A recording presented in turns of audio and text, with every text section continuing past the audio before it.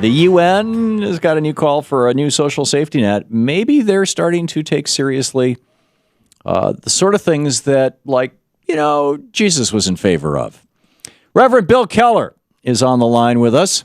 He is the founder of liveprayer.com, an online ministry. Liveprayer.com is the website. And Reverend Keller, welcome back to the program. Tom, always good to be with you, my friend. Thank you for joining us. I understand you are suggesting that people in this election, instead of voting for Obama or Romney or, for that matter, Stein or Johnson or any of the others, Mickey Mouse, that they write in Jesus. Absolutely.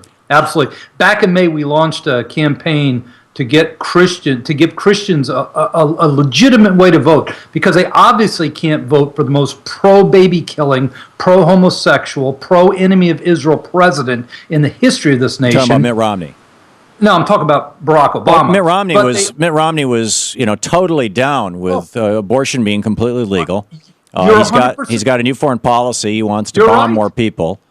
Yep. Well, I forget what else was in your list, but any position that you attack Obama on, I can find you a time when Romney had that position. And you're 100% right, but the reason Christians can't vote for Mitt Romney, forget his politics, is because he's a fifth-generation high priest of a cult that worships Satan and leads souls to hell with a false gospel that will become mainstream if elected. Well, I think it's already become mainstream. The Mormon Church is a rock and hard spot. Yeah, the Mormon Church has announced a major outreach, but I'm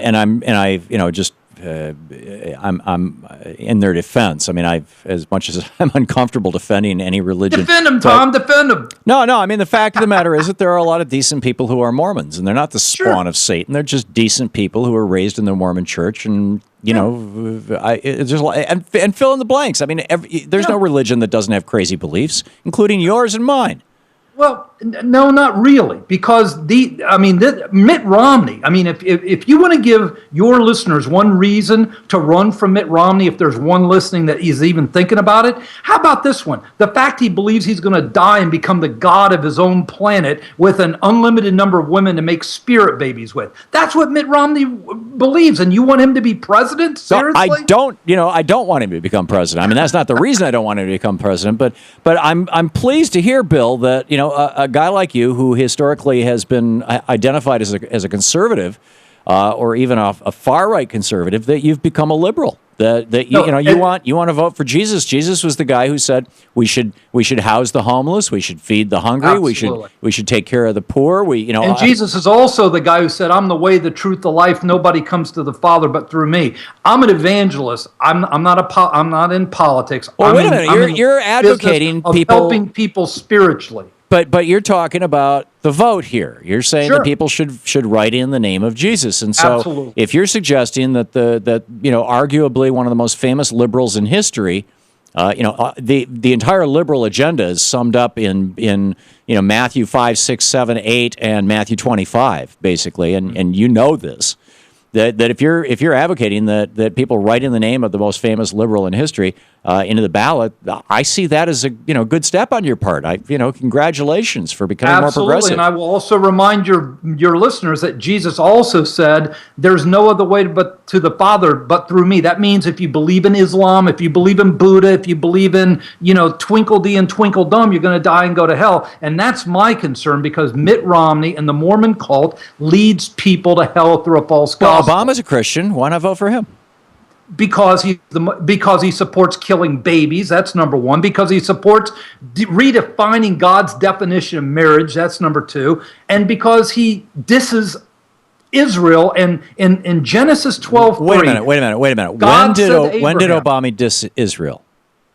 God said to Abraham, "I will bless those who bless you. I will curse those who curse you." I'm familiar with the verse. When did Obama diss Israel? It seems to me that he's been pretty close to Israel. He's done a lot of things for Israel on the surface, but he's also been the most pro-Muslim friendly president we've ever had. Well, by killing bin Laden and killing all these people with these drone strikes. I mean, I frankly don't agree. He's killing too many innocent civilians. The Muslim Brotherhood's overthrow of Mubarak in Egypt. Let's start there. Well, right? What about Mubarak? Mubarak fell. I said he supported the Muslim Brotherhood's overthrow of Mubarak in Egypt. You know, you gotta. You don't think Mubarak was Muslim? Tom, wasn't Mubarak, even though he was a dictator, he was still a guy who kept the peace in that region. He was a Muslim. Now look what we've got. Oh, okay. So, Right? so Bill, are you suggesting that here in the United States that keeping the peace is more important than having freedom? Keeping the peace in a region where people rule themselves. Yeah, we don't rule Egypt. And all Obama did. Well, with if it's, Egypt, I mean, if Libya, I'm just curious, you Bill, want to if even it's, go if it's to good Libya? for, I know you don't want to go to Libya. if it's good for Egypt to have an authoritarian dictatorship, why is it not good for the United States? Because that's not the way this country was founded.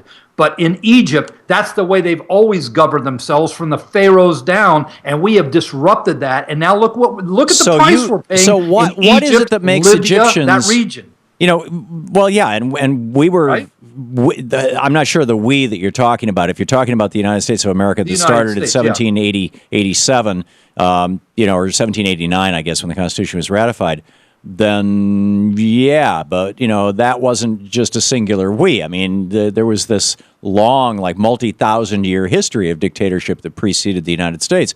If we could make that transition, if we being by and large, you know, Europeans who came to this country and took over this continent, you know, robbed, raped, and pillaged a whole bunch of natives to do so. But we if had a we clean can make slate that to start transition to from, Tom, democracy, that's the why difference. can't the Egyptians? We had a clean slate to start from. That's the difference. Egypt, We had a clean that's been slate. their Come history on, for 6,000 years. We had the blood of millions of people on our hands to start from, Bill. In terms of what? In terms of the Native American genocide. In terms of a 300-year African American Holocaust. No doubt about any of that. This hasn't been a perfect That wasn't a clean experiment, but slate. it's been the best experiment. But you're talking about now going into countries that have 6,000 years of history in a totally different environment. But so did we. When this country started, Bill, we came here. we had a 6,000-year history that, by the way, went back to Uruk, you know, went back to Iraq and the Epic of Gilgamesh and all that Western history. We had a 6,000-year history of dictators and theocrats, whether it was Cromwell or whether it was the kings. With a clean slate to start a new project. That clean slate was a revolution. That's what just happened in Egypt. It's been the greatest experiment ever. That clean slate that you're talking about is the American Revolution, I assume. And now, you know, Obama went over to Egypt. 1600, Columbus Day. That's where everybody got off yesterday because Christopher Columbus supposedly founded the United States. You know? So that was our clean slate? No, it was a clean slate. That was the beginning. This country was a clean slate when we got here. I think that the Taino people and the Arawak people and, well, all the native indigenous people of this continent would want to argue with you about that, Bill. Well, there's no doubt that this country has got a history. So my question, but you can't even compare it to a place like Egypt or Libya or places like that have been governed for 6,000 years in a certain way, and then all of a sudden we're going to come in and bring democracy there. I mean, that was the whole issue. Listen, you and I don't agree on much, but we probably both agree that that whole issue in Iraq was a horrible situation. Well, yeah, there was no reason to go in there and blow up the country. We killed hundreds of thousands of people, and we displaced 5 million people. That is not something Jesus would do either. Not good. Okay, Reverend Bill Keller, liveprayer.com is the website. Bill, thanks for dropping by. Bless you, Tom. Good luck Praying voting for Jesus. Yeah, have a good one. We'll be back.